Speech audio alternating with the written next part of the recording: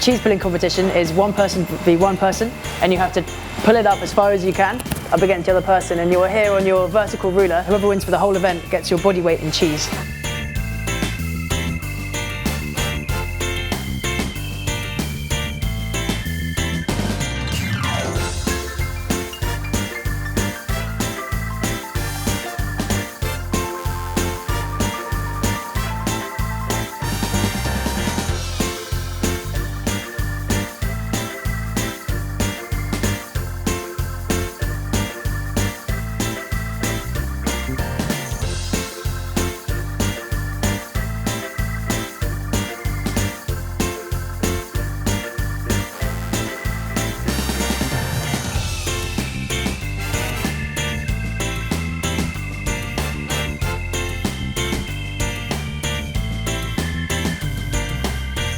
Cheeses basically we use very similar to the actual French cheeses in aligot,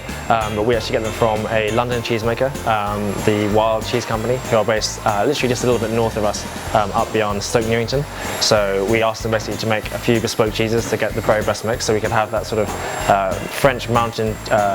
sort of cheese flavour you can get, but obviously something which is going to stretch and be really great for an aligot.